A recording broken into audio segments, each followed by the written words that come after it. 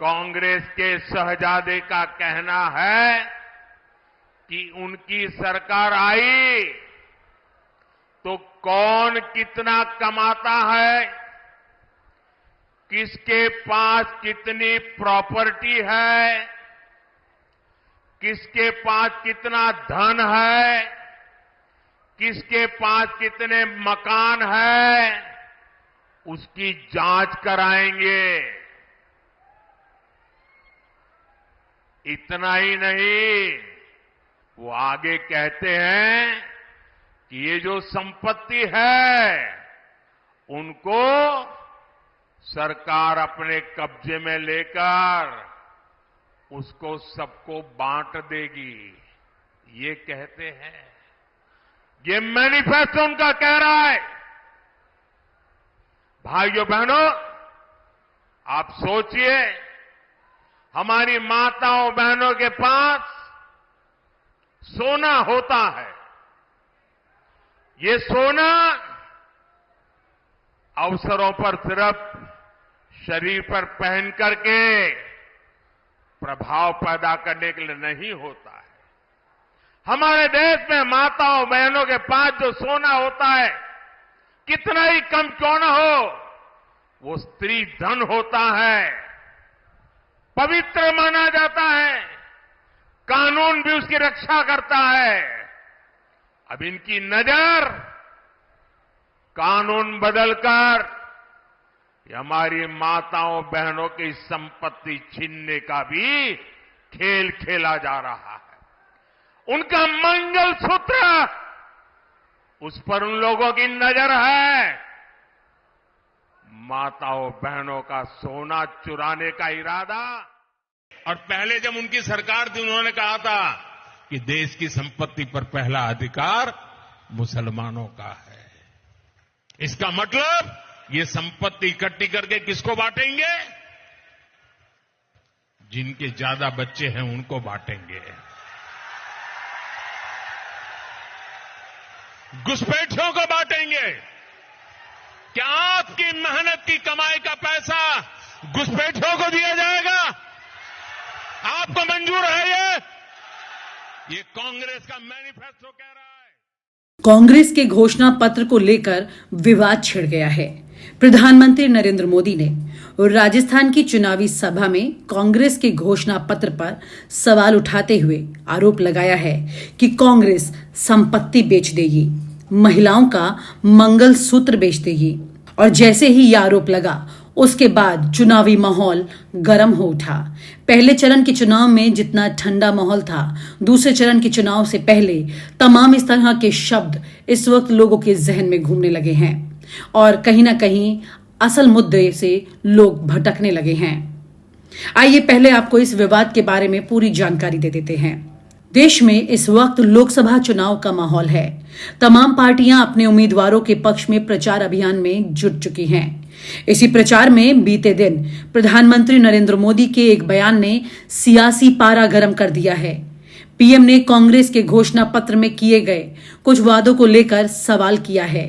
प्रधानमंत्री ने पूर्व पीएम डॉक्टर मनमोहन सिंह के वर्षों पुराने बयान का हवाला देते हुए कांग्रेस से सवाल भी किया है कि क्या जनता की मेहनत की कमाई का पैसा घुसपैठियों को दिया जाएगा। प्रधानमंत्री नरेंद्र मोदी के इस बयान के बाद विपक्ष उन पर हमलावर हो गया है। कांग्रेस ने इसे हेट स्पीच करार दे दिया है।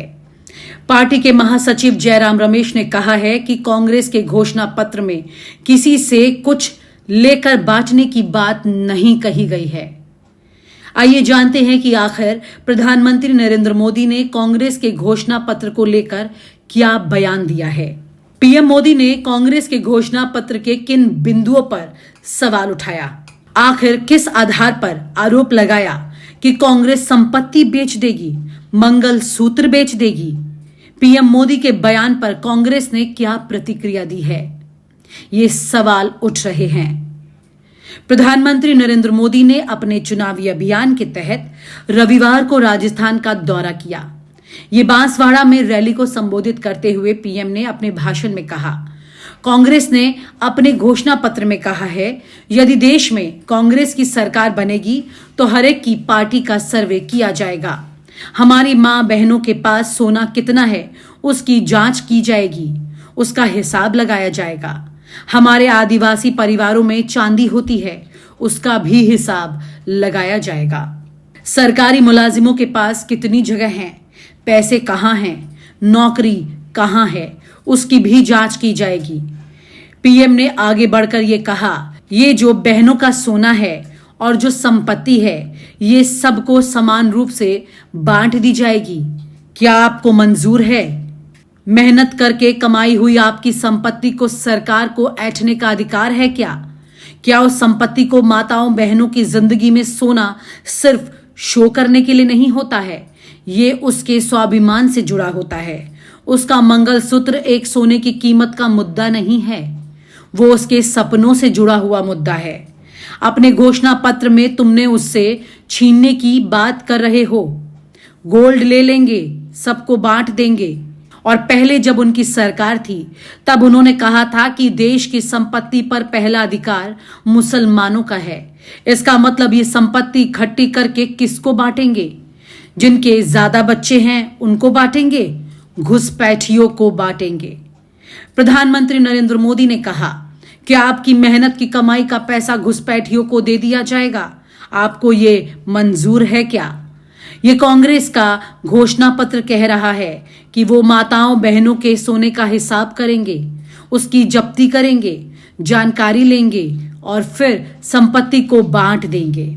और उनको बांटेंगे जिनको मनमोहन सिंह की सरकार ने कहा था कि संपत्ति पर पहला अधिकार मुसलमानों का है।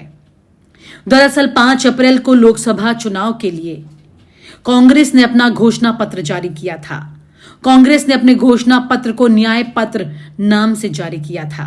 48 पन्ने के न्याय पत्र में तमाम वर्गों और क्षेत्रों के लिए न्याय के 10 स्तंभों पर जोर दिया गया। इन्हीं में से एक है हिस्सेदारी न्याय। घोषणा पत्र के इसी हिस्से में अल्पसंख्यकों के लिए कुछ वादे किए गए हैं। अल्पसंख्यक वर्ग के लिए घोषणा पत्र में लिखा गया है, धार्मिक बहुलता भारत के विविध इतिहास को दर्शाता है। इतिहास को बदला नहीं जा सकता।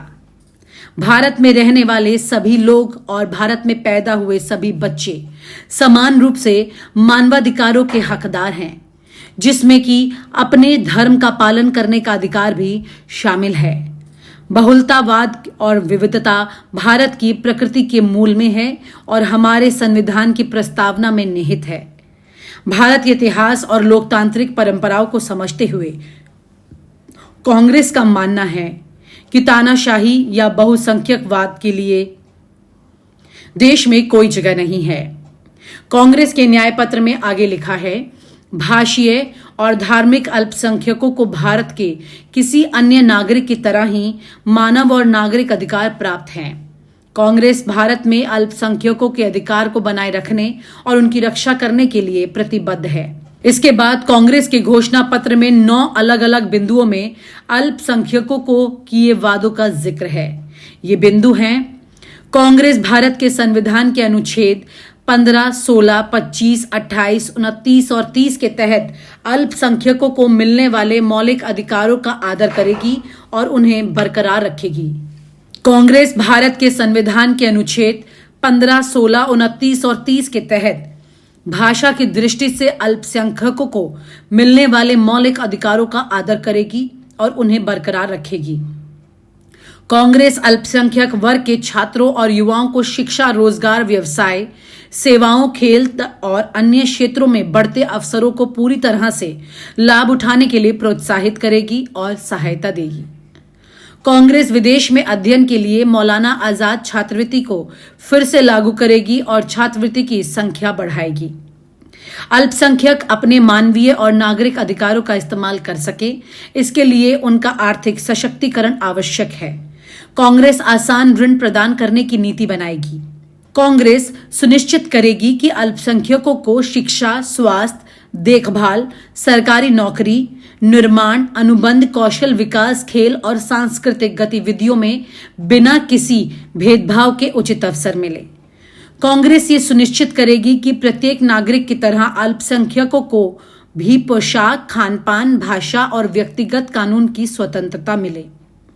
कांग्रेस व्यक्तिगत कानूनों में सुधार को बढ़ावा देगी। ये सुधार संबंधित समुदायों की भागीदारी और सहमति से किए जाएंगे। कांग्रेस संविधान की 8वीं अनुसूची में अधिक भाषाओं को शामिल करने की लंबे समय से चली आ रही मांग को पूरा करने का वादा करती है। इसके अलावा हिस्सेदारी न्याय के हिस्से में आर्थिक, सामाजिक, जाति जनगणना का जिक्र है। इसमें लिखा है, कांग्रेस राष्ट्रव्यापी आर्थिक, सामाजिक, जाति जनगणना कराएगी। इसके माध्यम से कांग्रेस जातियों, उपजातियों और उनकी आर्थिक, सामाजिक स्थिति का पता लगाएगी। जनगणना से प्राप्त आंकड़ों के आधार पर कांग्रेस उनकी स्थिति में सुधार के लिए सकारात्मक कदम उठाएगी। पीएम मोदी के बयान पर कांग्रेस ने क्या कहा है, ये सुनिए। प्रधानमंत्री नरेंद्र मोदी के बयान के बाद से कांग्रेस और भाजपा आमने सामने है।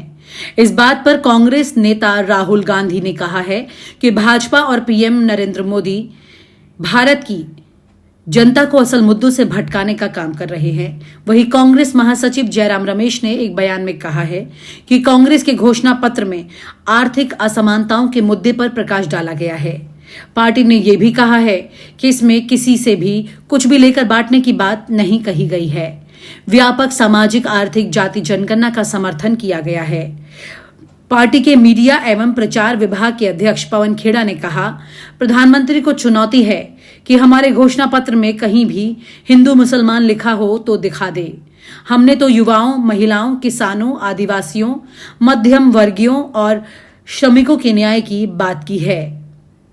और आप हमसे जुड़े रहने के लिए सब्सक्राइब करें YouTube पर, फॉलो करें Twitter पर और लाइक करें Facebook पर। और ज्यादा जानकारी के लिए आपको टाइप करना होगा सिर्फ न्यूज नशा।